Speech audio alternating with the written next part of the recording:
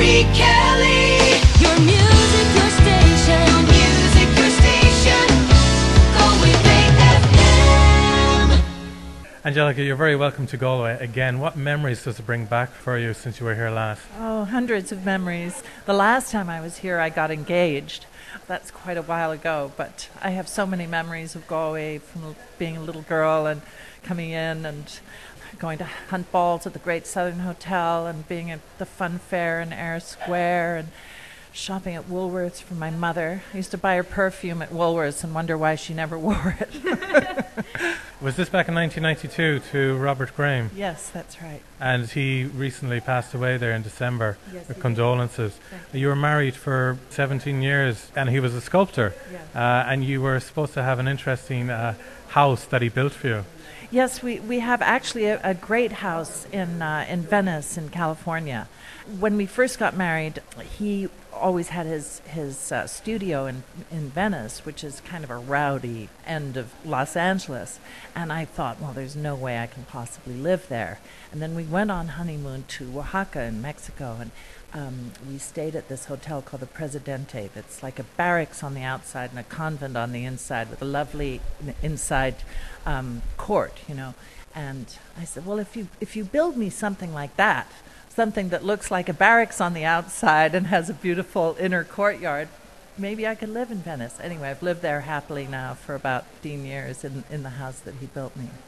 The fact that you grew up in what has been described as Hollywood aristocracy, Walter Huston, your grandfather, John Huston, your father, yourself, and Danny and Tony as well, brothers have been involved in film. Did you feel that you had to barricade yourself from the rest of the world? Was fame getting too much of a nuisance? Well, we've always looked at ourselves as a bunch of gypsies rather than royalty, but, you know, we won't turn down the appellation, you know, when it's applied to us. It's very nice, very flattering.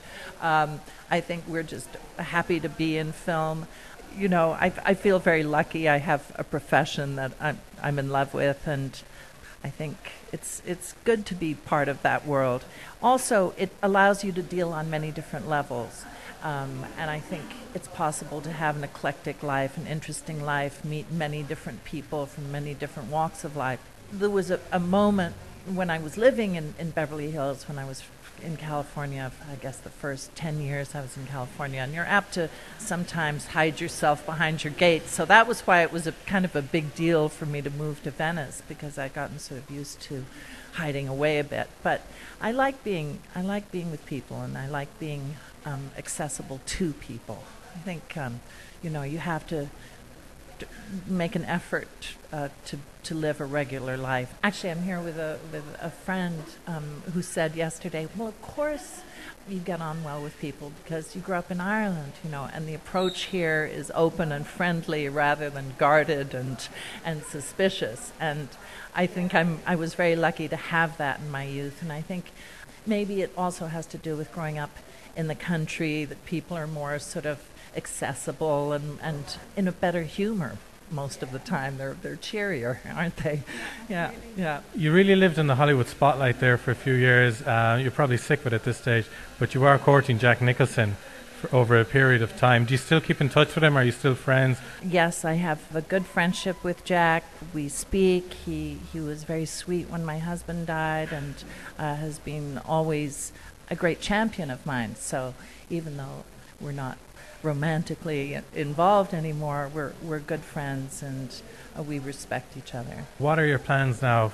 Because I believe you've taken the car and you intend to do a bit of sightseeing for the week here. Yeah, I want to go up to Connemara. I want to go and see St. Clarence, where I grew up, hang out with some friends, and just float around Galway, see all the changes. It's changed considerably here. I think for the good. I think there's a really great atmosphere here, a lot of young people. I want to go and visit the Houston School of Film and Visual Media. I want to go to Galway University. It would have meant everything to my father to know that Galway had a film school named after him. He loved young people, and like most artists, I think his whole heart was in his work, and the idea that his work will forever go on and that his films will serve as a basis for learning for students would excite him considerably. But I think he would be really, really thrilled to know that Galway had a film school in his name.